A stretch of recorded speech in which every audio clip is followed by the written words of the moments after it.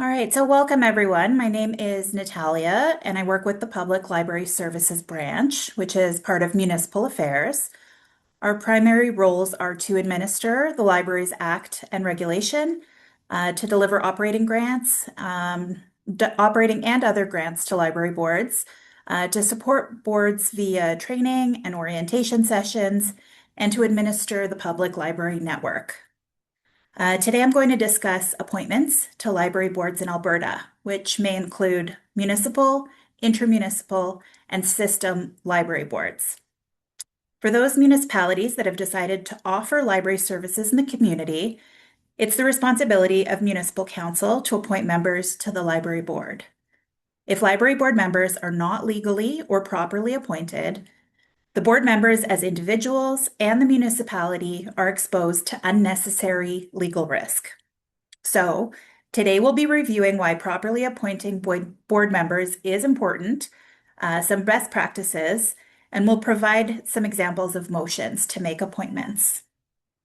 As we begin, we wish to acknowledge that Alberta Public Libraries are located within the traditional territories of the people of Treaty 4, 6, 7, and 8, and the traditional homeland of many diverse Indigenous people whose elders have walked this land before us and with whom we shared this land today.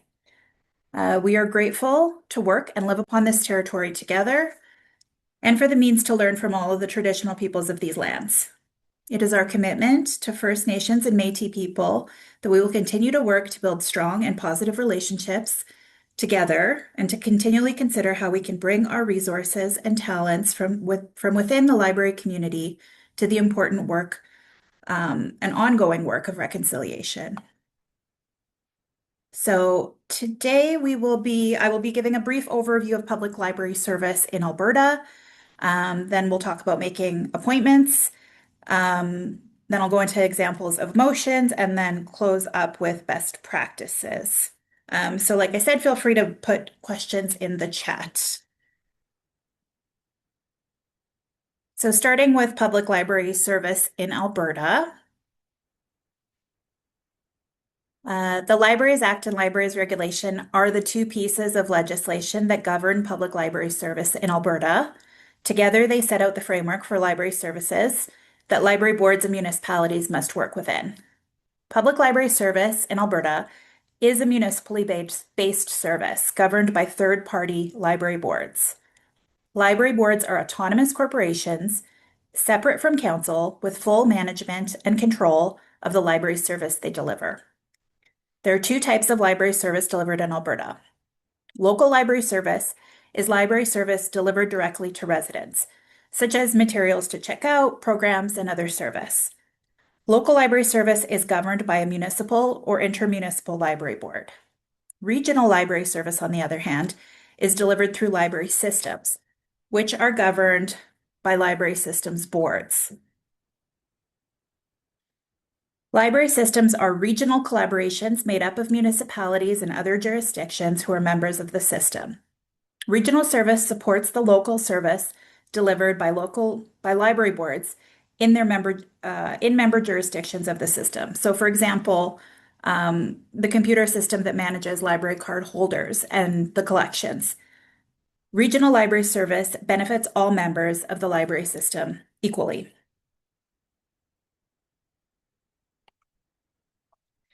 This visual depiction of public library service shows the provincial legislation with the Libraries Act and Libraries Regulation at the top left.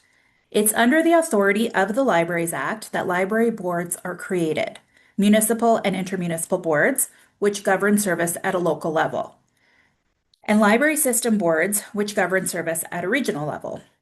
In the middle, we have the municipalities and their councils, which have an important relationship with both types of boards. This can be with the local municipal or intermunicipal library board, or the library system in its region, or both, depending on the type of library service council has decided to provide. On the right, we have library systems and the service points themselves. Municipal library boards operate libraries and other types of service points, which provide service directly to the public. Library system boards operate library systems, which, through a variety of means, support the library service that is available at a local level. You'll notice there is a dotted line between the system and the library, and this is to signify the support nature of the relationship. The library system does not control the public libraries or library services that are being provided on the local level. That control still falls to the municipal library board. This is just a quick overview of the provincial structure, but if you're interested in learning more about the pieces of the structure, we do have a video called Public Library Service in Alberta, Who's Who, that's available on YouTube, and you can just let us know in the chat or send us an email that you'd like a link to that video. Under the Libraries Act, it's municipalities that make the decision whether or not public library service will be offered to their residents. A municipality may offer public library service on a local level by establishing a municipal library board, by bylaw, or by making an agreement with other municipalities to help establish an intermunicipal library board. A municipality may also offer library services on a regional level by joining a library system. Council can also decide to offer library service on both a local and regional level, or they can decide not to offer any form of library service. In any case, a library board does not come to be automatically. Library boards exist because of decisions made by local municipal councils. Once council has made the decision to offer library system in any form, council has important responsibilities in relation to that service. This presentation focuses on council's responsibilities related to library board appointments. If you'd like more information about the responsibilities of municipal councils, we have a document that we can share with you called Municipal Councils and Library Boards, Roles and Responsibilities. So let's briefly review the role of local municipal and intermunicipal library boards. These boards are responsible for the delivery of local library service. The Libraries Act states that the board has full management and control over library service in their municipality or municipalities that it serves. The board is accountable back to its council or councils for that service in various ways. The board is a governing body, making high-level strategic decisions about what library service looks like and leaving it to the staff to carry out those decisions. It is also a corporation upon establishment. This means that the board is independent from the municipality and is responsible for conducting its own affairs. As a governing body, the library board is responsible for ensuring all necessary components are in place to ensure library service is delivered to its residents. This includes maintaining sufficient funding, proper planning, and a robust policy framework. This is achieved primarily through three main governance tools: library board policies, budget, and the plan of service, which outline the board's priorities for providing service to the community in a given time frame. The library board is responsible for maintaining the library or other service point, such as a bookmobile, and they are the employer of any staff. So I'll just pose a quick question here. Feel free to answer in the chat. I'll give you a couple of minutes. Why do you think that library board members are required to be appointed by council?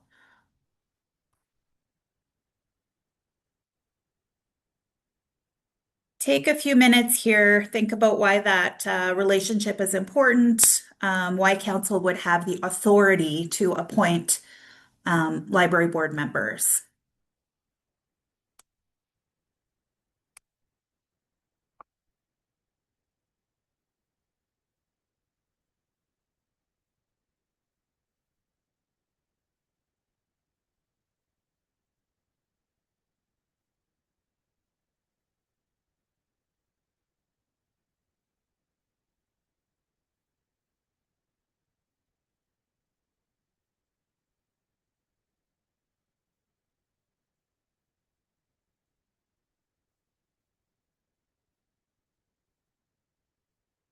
Give it another minute or so. Folks are thinking.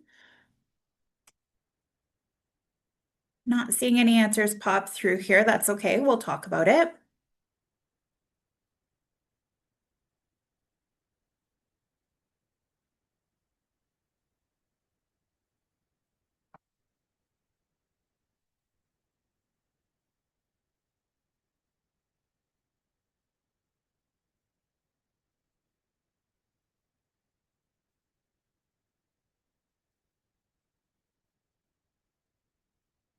All right. Well, um, it's it is primarily for risk management and for accountability to be built in. The reasoning behind why municipal councils are tasked with appointing library board members. Um, Library boards provide service that's funded primarily by local tax dollars.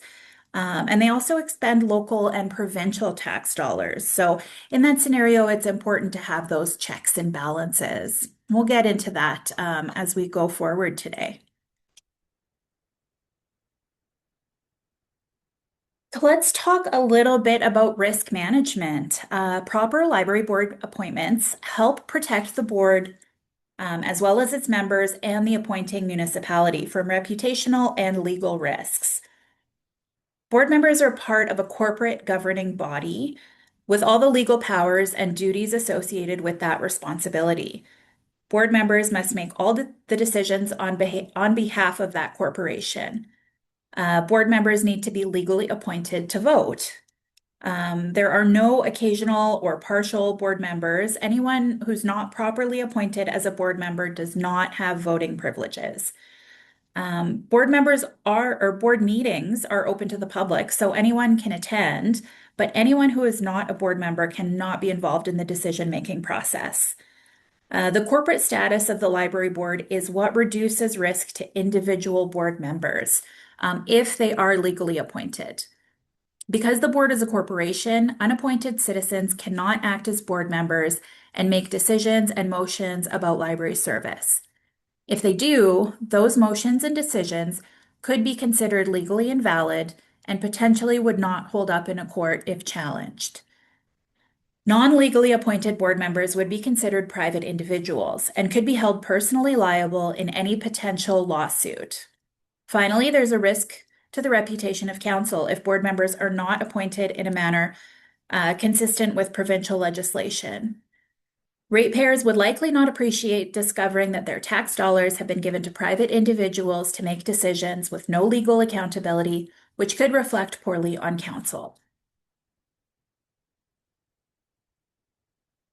We'll close this section off by talking about the role that board members play on the library board. A board member's primary responsibility is to put the board's role into action.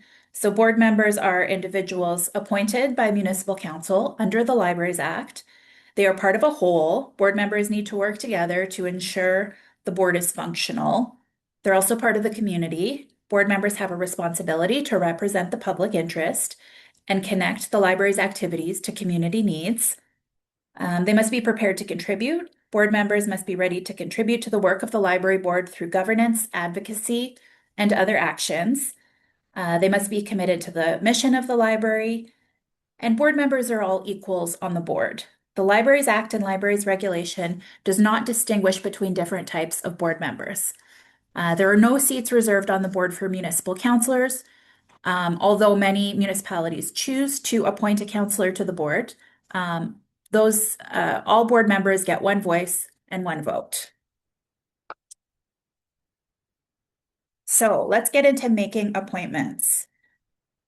As I mentioned, there are three types of library boards in Alberta: municipal and intermunicipal boards that provide service on a local level, as well as those system boards that provide service for municipal and intermunicipal boards, whose municipalities have decided to become system members.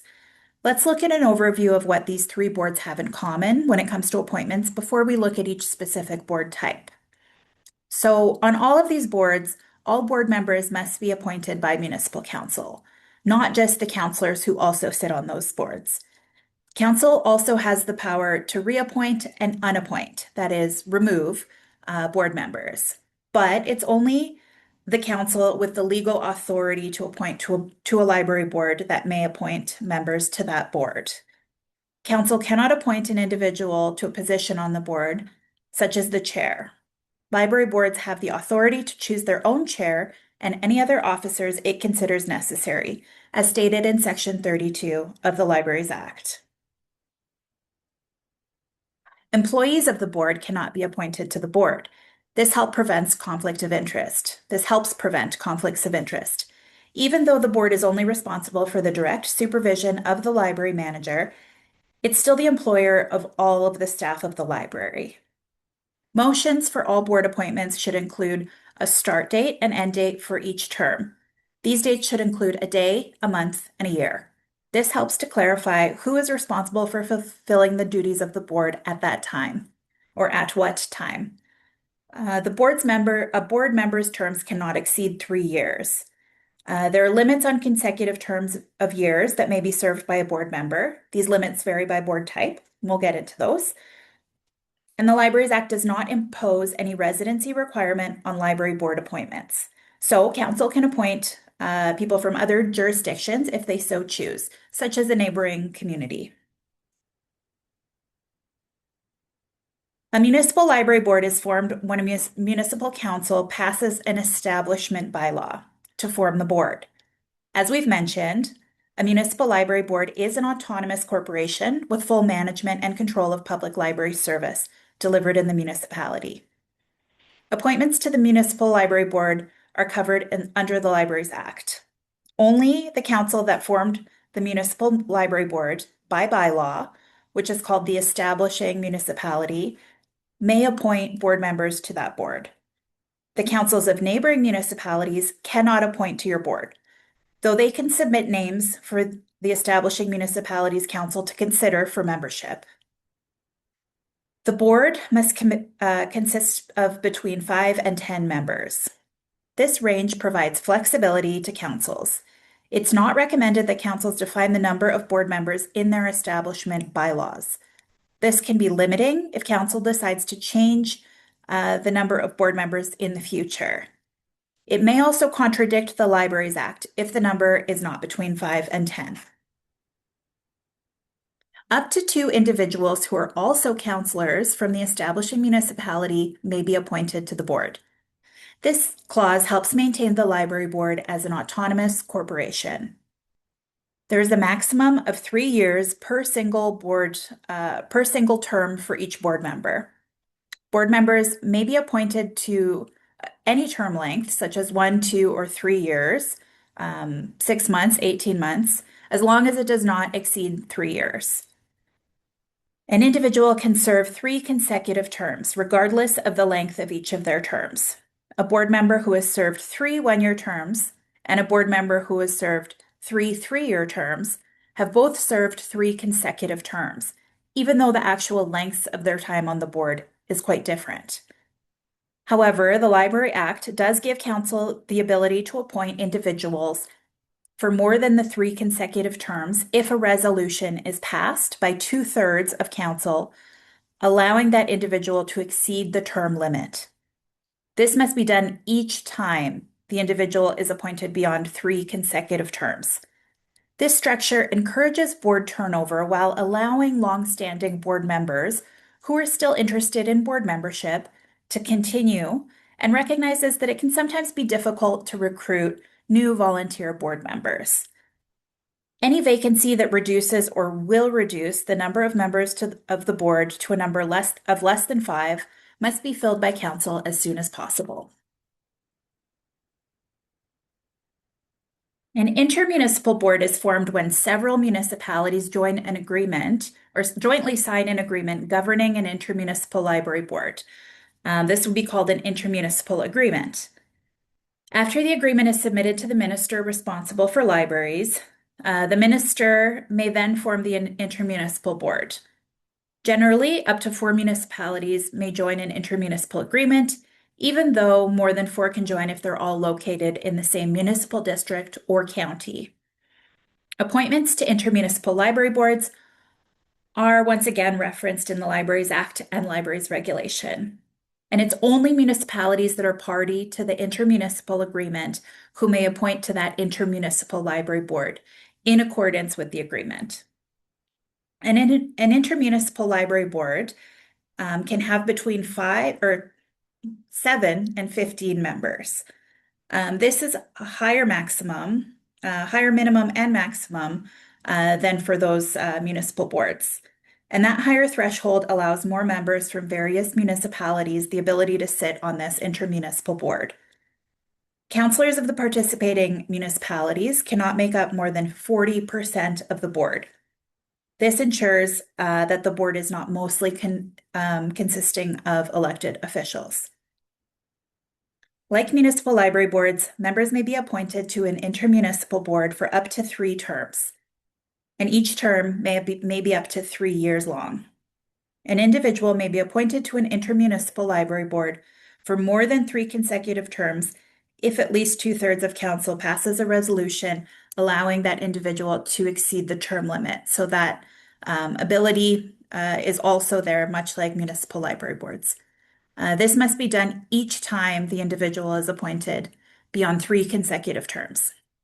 Any vacancy that reduces or will reduce the number of members on the board to a number less than 7 must be filled as soon as possible. So let's talk a little bit about councillors on municipal and intermunicipal library boards. Library boards are not required to have councillors appointed to them, and a small number of boards do not have any. The legislation imposes a maximum number of councillors that may serve on a municipal or intermunicipal library board. This prevents individuals who are councillors from forming a majority, and thus maintains the library board's independence from council as a public body. It's important to remember that municipal council appoints individuals to these boards. They don't appoint representatives or positions. If a councillor is appointed to a library board, or if a councillor appointed to a library board stops being a councillor during their time on the library board, they may continue to serve on the board and do not have to be reappointed or unappointed from the library board. Councillors appointed to the library board have the same roles and responsibilities as all other board members. There is no seat on a municipal or intermunicipal library board reserved for council. As such, councillors on the board should not be referred to as a council representative or similar title. An individual on the library board who also happens to be a councillor does not automatically have to be the liaison to council. Typically, it's the library board chair who's delegated to communicate with council. Board members who are also councillors can vote, may be elected by their fellow board members to positions such as chair, secretary, or treasurer, and are ultimately responsible for managing the affairs of the library along with every other appointed board member. Councillors also need to be appointed the same way as all other library board members, as appropriate for the type of board that they are being appointed to. So whether that's municipal or intermunicipal, or system boards, which we'll get to in a moment. All board members are responsible to act in the best interest of the library and the community that it serves, regardless of other roles or positions that they may hold.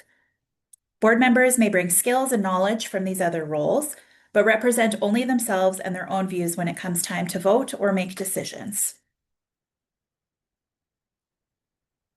Library systems are collaborative organizations made up of member jurisdictions that have combined resources to provide regional library service to benefit all of those jurisdictions. Member jurisdictions are primarily municipalities, Métis settlements, and school boards, but other types of jurisdictions may also be members as defined in the Libraries Act. The governing body of each member jurisdiction, which is usually a council, may appoint one individual to represent the jurisdiction on the system board. Unlike other types of library boards, each system member does not sit as an individual, but rather as a representative of the member jurisdiction who appointed them to the board. Appointments to Library Systems Board are covered in the Libraries Act and Libraries Regulation. System library boards do not have a minimum or maximum number of board members because there's not a minimum or maximum number of library system member jurisdictions. The board is made up from representatives from each jurisdiction who is a member. Library system members do not have to be councillors. Councils of member jurisdictions may appoint anyone to the system board.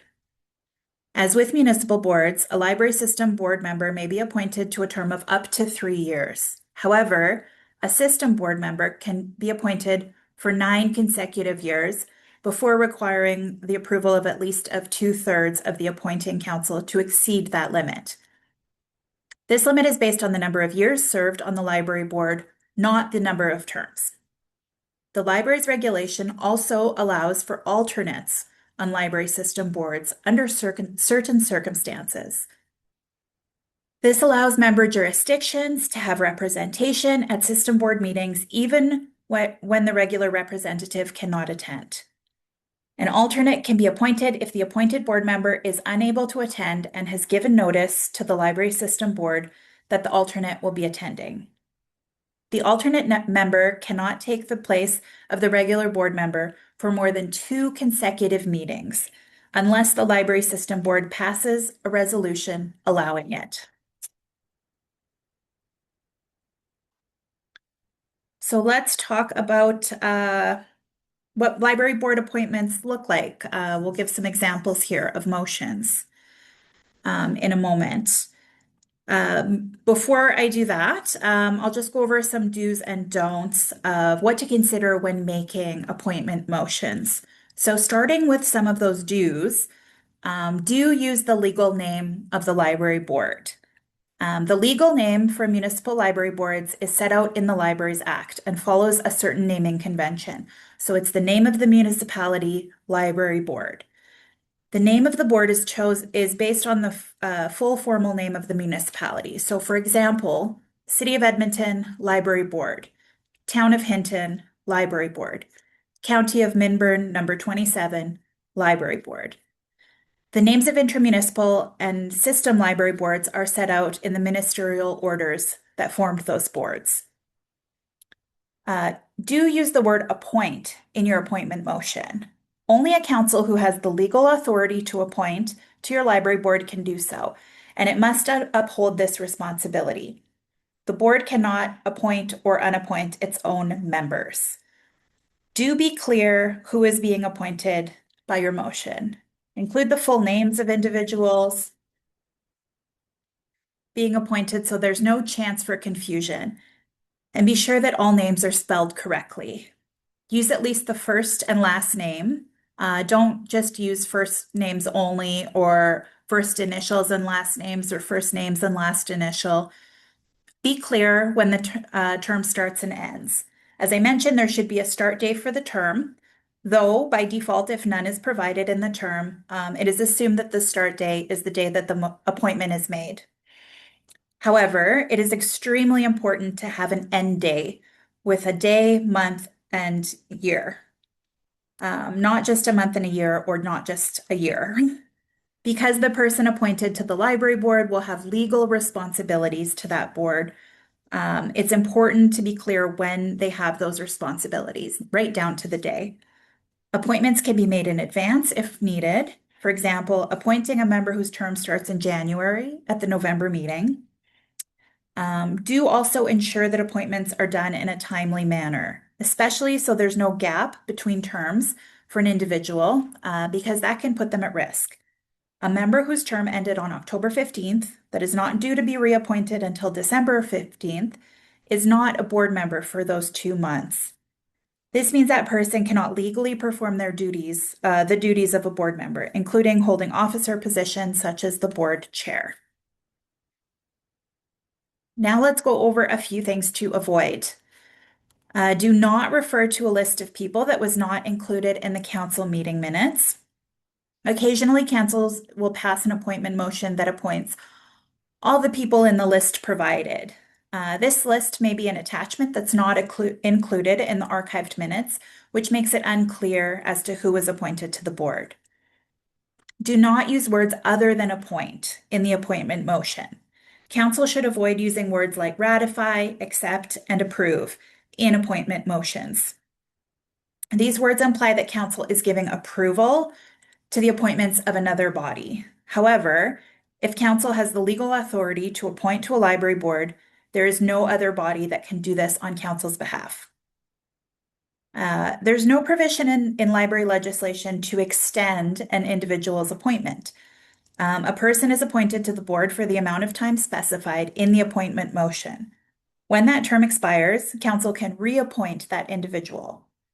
Remember that council must pass a resolution if the board member is being appointed for more than 3 consecutive terms. or in the case of system boards, more than 9 consecutive years. Do not allow other municipalities to appoint to a library board for you. Such appointments are invalid and expose the person in question to legal risk.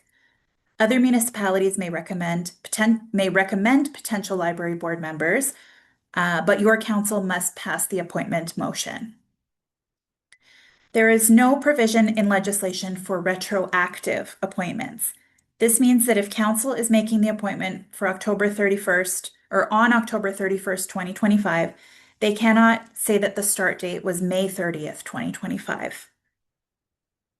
And finally, make sure that you're specifying dates that the terms do not exceed the 3-year maximum, even by a few days or a few weeks. So let's look at a few sample motions that meet these requirements. These sample appointments are being made by a fictitious town, the Town of Mountain Council, to the Town of Mountain Library Board. The first example reads, motion to appoint the following individuals to the Town of Mountain Library Board for the specified terms. Linda Black, term starting December 1st, 2025 and ending November 30th, 2026. Dwight Murray, term starting December 1st, 2025 and ending November 30th, 2027.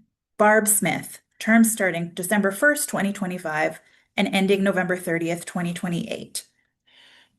Multiple people are being appointed via a single motion in this example, and this is allowable as long as all required elements are present and correct. You can see that this motion includes the legal name of the library board, the full name of each individual, the word appoint, and the term start and end dates with a day, month, and year. Also note that no positions are referenced in this appointment motion, even counselor positions. The requirements for all appointments are the same, even if the new board member is a counselor. Finally, note that these terms are staggered, with Linda appointed for 1 year, Dwight for 2 years, and Barb for 3 years. This helps to ensure continuity of knowledge on the library board. The next example reads that the council appoint the following individuals to the Town of Mountain Library Board for a term effective immediately and ending October 31st, 2027. Linda Black, Dwight Murray, and Barb Smith. This is a similar motion to the first example, and it still contains all of the required elements, including the legal name of the board, the word appoint, start and end dates of the terms, and the full names of the individuals. The phrase effective immediately communicates that the terms of everyone begins on the day the motion was made and expire on October 31st, 2027.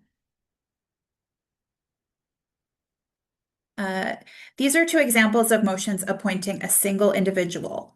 The first example is a straightforward motion indicating that the individual is appointed to the board for a 1-year term. It reads that council appoint Barb Smith to the Town of Mountain Library Board for a term starting December 1st, 2025 and ending November 30th, 2026. The second example reads that council appoint Dwight Murray to the Town of Mountain Library Board for a first term to start December 1st, 2025 and ending on November 30th, 2025. The second example indicates an appointment for a 2-year term, but it also specifies that this is the person's first term on the board. Indicating the board's ordinal term in the motion, such as first, second, or third, is a good way to keep track of how many terms that person has served. It also makes clear when council must pass a motion if they wish to reappoint that member for more than 3 terms. This is an example of a resolution for individuals that may have exceeded their 3-year terms. Note that the wording acknowledges that these individuals are being appointed beyond 3 consecutive terms, and that the number of terms each individual has served is noted. This example is actually based on a motion received from Mundare, so good job to them. Here is another example of an appointment for an individual, again noting that this exceeds the 3-year consecutive term.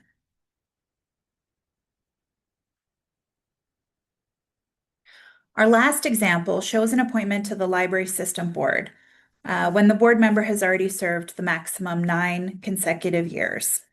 So once again, that is mentioned in the motion. Before we continue, we do have just a quick poll, hoping that we can get that up.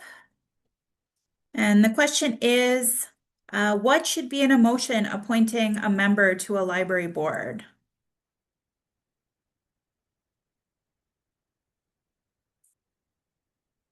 So there are a few options here. The word appoint, the name of the legal board, the name of the person, indicating beyond 3 terms, term start date, term end date. Seeing lots of moving. Perfect.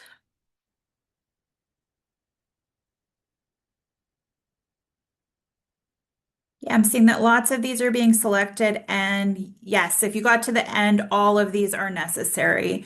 So the word appoint, the legal name of the board, the name of the person being appointed, an indication if it's beyond 3 terms, term start date, and term end date. Wonderful.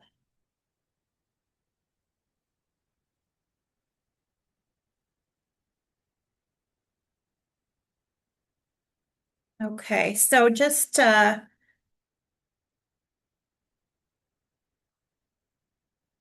um, we have a lot of good examples, or we've provided a lot of good examples of board appointment motions, but here's a less than perfect example. So this one says motion to approve Jay Smith for the library board starting June 2026. So if you have a moment, you can think about what is missing here. You can answer in the chat, which I do not have open. Um, but yeah, so motion to approve Jay Smith for the library board starting June 2026. So the first issue that we see is that the word approve is used instead of appoint. The second is that the legal name of the library board isn't listed. It just says for the library board. No term is given here. The start date is unclear. Is it June 1st? Is it June 30th? There's no end date. And the name of the person is not clear. So it's not this person's legal name. We don't know if it's John Smith. We don't know if it's Jane Smith. We don't know if it's Joseph Smith. So I'll just continue here with best practices just to close up. Um, so there is no need to embed board appointments requirements that are already listed in the Libraries Act in your establishment bylaw. Doing so runs the risk of limiting the council unnecessarily. Council is always free to select board members that meet the prerequisites that council would like to see. For example, appointing members from a certain geographic area. It's best practice to stagger appointments to help with continuity. So consider appointing some members for 1 year, some for 2 years, some for 3 years. Also remember that council can appoint for any term length up to 3 years at any time throughout the year. The library board belongs to the community, not just the people seated around the board table. So for this reason, it's important that the board gains new perspectives to reflect different perspectives in the community and also changes in the community. The Libraries Act supports regular board member turnover by putting limits on terms. When library legislation recognizes that recruitment, or while library legislation recognizes that recruitment can be difficult, and allows board members to be reappointed past that term limit, in certain circumstances, the principle of board turnover is still important to ensure that the board represents the community that it serves. Ensure that there are clear processes to manage board member recruitment, appointments, and resignations. This ensures clear and consistent roles and expectations for board members, the board and council throughout each board member's term. Some processes to consider include asking what way the board could assist with recruitment, how board appointment motions are phrased to be consistent with the Libraries Act, and how the council is notified if a board member resigns. An important process to consider is how appointments are communicated and tracked. Sending written confirmation of appointments to the newly appointed board member, the board chair, and the library manager is important. It's also important for council to maintain a board member list. We at PLSB have a template that we can provide you to assist with this. Council and the library board should discuss board member recruitment, appointments, and resignations as part of their regular communications with one another. While it's the prerogative of council to determine who's being appointed to the board, as well as the responsibility to do the appointing, it's best practice that library boards collaborate with council to find board members. Ideally, recruitment is viewed as a shared responsibility. Both the board and council have an interest in finding the best board members, so they should work together to do so. Council should expect the board to communicate with them about the skills that the board see as valuable. Public communications recruiting board members should include what the board needs in a potential member, such as skills, traits, as well as what's expected of their time. Be upfront to avoid problems in the future. The board should include members that possess the skills that the board requires to fulfill its responsibilities effectively. But ideally, the board should include members from all walks of life. The board serves the whole community, so the membership should reflect the community as a whole. We do have several fact sheets dealing with board appointments processes. So let us know if you would like copies, or you can have a look at our website. Most appointment fact sheets contain a board member tracking template and a sample appointment letter, which you can use to help manage the library board appointment process. And these will come up. Yeah, so you can send us an email here. That's all I have to share with you today.